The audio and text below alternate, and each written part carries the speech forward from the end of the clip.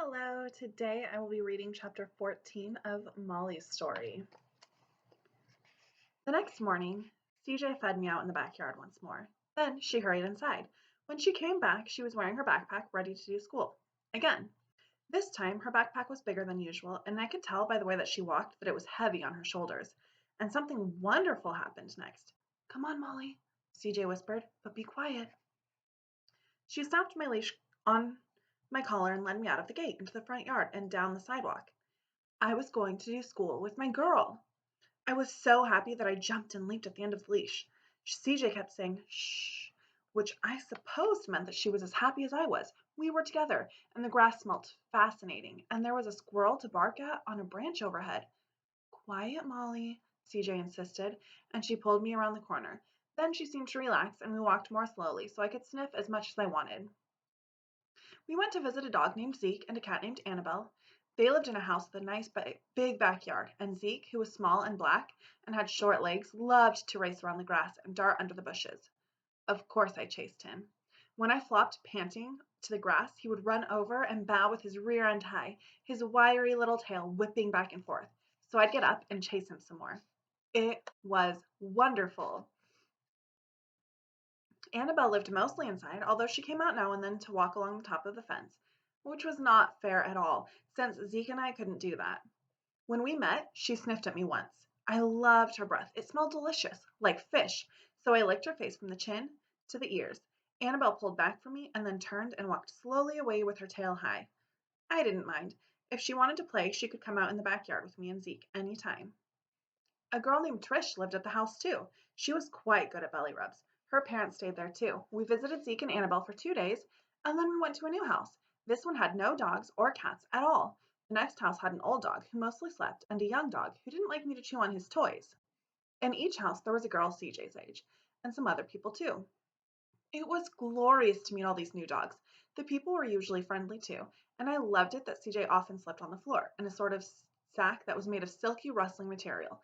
Very good for burrowing into. It was so easy for me to sleep next to her. No troubles about jumping on a bed. I'd just walk in a circle under the cloth until the cloth was all squished down, and I'd curl up with a happy sigh, pressed against CJ's side. I loved our new life, but I sometimes missed Trent and Rocky and wondered if we'd be going to see them soon.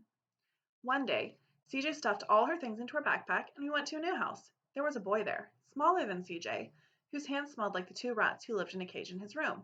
He loved me instantly, which I could understand. He didn't have a dog of his own, and rats just aren't as good, even if you do have 2 of them.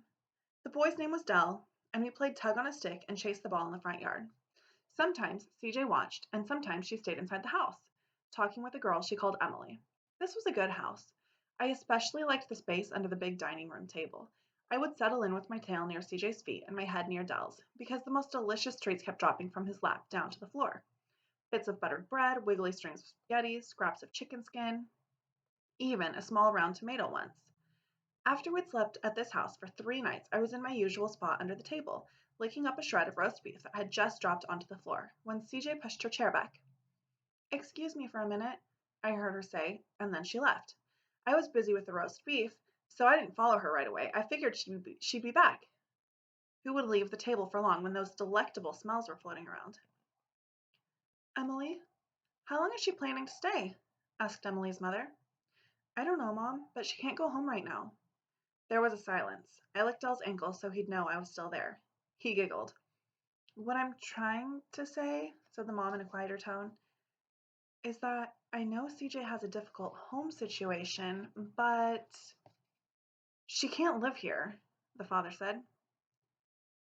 She's not. It's just for a little while, Emily said. I like her, Dell piped up. This isn't about liking her, son. It's about what's right, the father said. And Molly, Dell added. I wagged and pricked up my ears. CJ's footsteps were headed back into the room. It's not about Molly either, the mother said with a sigh. I like her too, Dell. I like CJ. But this isn't her home. Nobody sounded happy, which I didn't understand at all. They were all up there with the wonderful food on top of the table. How could they be worried or sad? No problem, said CJ brightly from the doorway. I heard from my aunt today. I'm going to stay with her. She pulled out her chair and sat down at the table. Pass the potatoes, please? She asked. Your aunt? Emily said. I didn't know you had an aunt. Oh, I'm sorry, CJ said as a big blob of buttery mashed potatoes landed on the floor. I squirmed over to lick up the treat, hearing CJ's voice. I'll get paper towels. I'm sorry. Don't bother. I'll do it. Her chair scraped back, and her footsteps pattered in and out of the room. Then she dropped down to her knees beside me under the table. I wagged, happy to see her, as she used a wad of paper to rub at the damp spot on the wood floor where I'd licked up the potatoes. After the people had finished eating and were carrying plates and bowls to the kitchen, CJ slipped away to the room where she usually slept with Emily, even though the kitchen still smelled marvelous. I could tell that my girl needed me. I followed her. There were two beds in the bedroom. CJ flopped down on one of them. I jumped up with her and she held me, and I felt some of her sadness going away. Helping CJ be less sad was my most important job. I just wished I was better at it. Sometimes the sad feelings felt as if they were buried so deep inside her they'd never go away. In the morning, Dell and Emily and CJ all put on their backpacks. The mother picked up a purse and the father took a briefcase. Then everybody went to do school, and I was left alone in the backyard. CJ filled my food and water dishes before she went, so I had plenty to eat, but I missed my girl. When she finally came back, I was so glad that I danced and jumped in a circle all around her. She had my leash, which meant we were going for a walk. How exciting! Okay, Molly, easy girl, she said, holding me still enough to clip the leash to my collar. Then she took me around the front of the house. She still had her backpack on, I noticed, and it was full and heavy again, like it had been the first day we'd gone to visit Zeke and Annabelle.